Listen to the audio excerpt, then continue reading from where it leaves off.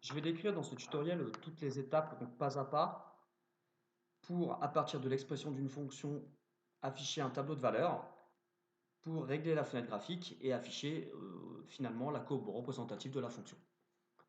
Pour cela, je vais reprendre l'exemple que vous avez sur la fiche méthode. Donc la fonction f définie par f de x égale moins 0,1 x carré plus x, donc qui est définie sur l'intervalle 0,10. La première chose à faire, c'est saisir forcément l'expression de la fonction et afficher le tableau de valeurs. Pour ça, donc, vous appuyez sur la touche menu, vous allez jusque ici, table. Une fois que vous êtes à table, peut-être que vous avez, comme moi, une fonction qui est déjà affichée. Il faut partir avec un écran vide, avec aucune fonction. Donc, je vais supprimer ici la fonction x plus 3. Pour ça, j'appuie sur la touche del, del qui veut dire delete en anglais, et je confirme avec F1. Voilà, je pars avec un écran vierge, je vais pouvoir saisir ma fonction, moins, donc attention le petit moins là qui est en bas, 0,1. La touche qui permet d'accéder à la variable x, c'est la touche ici, celle qui est en dessous de la touche rouge.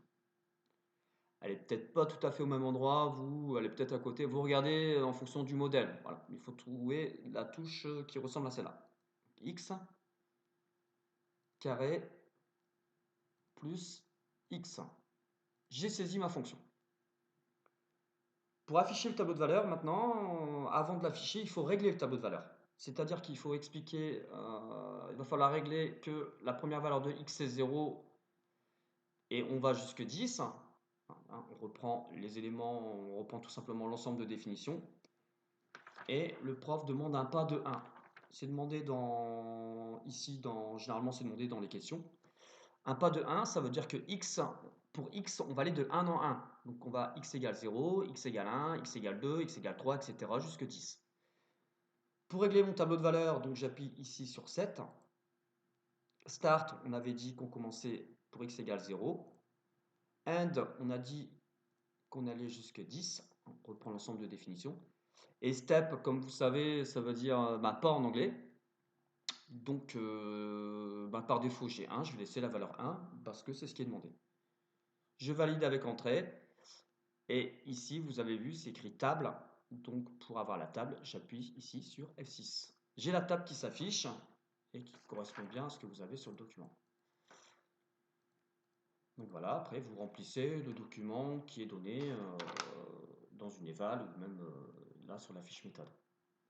Forcément, nous on l'a en colonne, vous devez le compléter en ligne. Donc ça correspond, X correspond à tous les antécédents, et là on a toutes les images qui sont associées à côté.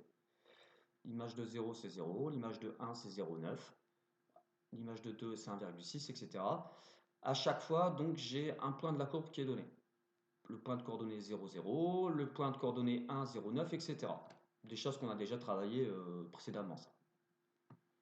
J'ai mon tableau de valeurs, je peux passer à l'étape C donc de votre fiche méthode qui est de régler la fenêtre graphique pour afficher la courbe.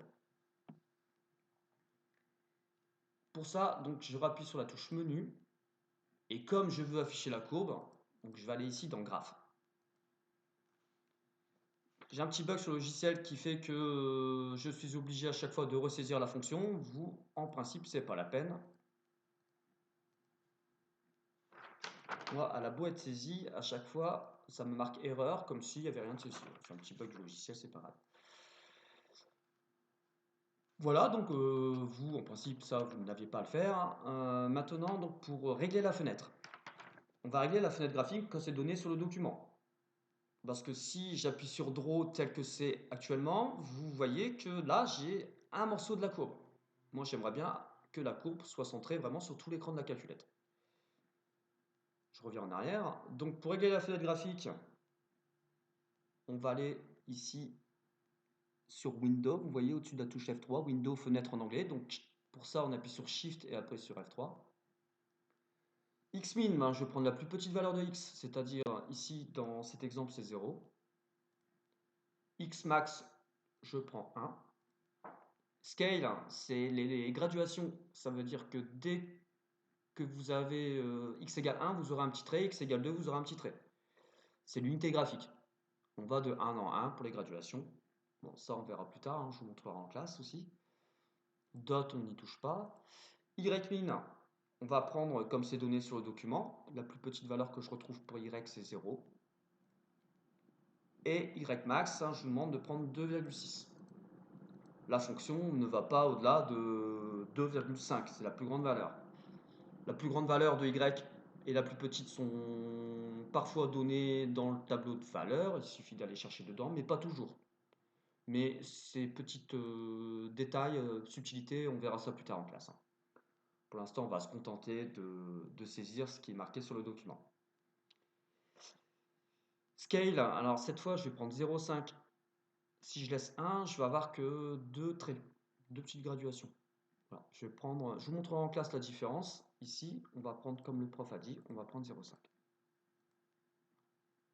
Je valide avec entrée. Et enfin, pour afficher la courbe représentative, il me suffit d'appuyer sur Draw ici, donc dessiner, Draw en anglais. J'appuie sur F6. Et donc, j'ai bien la courbe qui s'affiche donc sur tout l'écran de la calculatrice.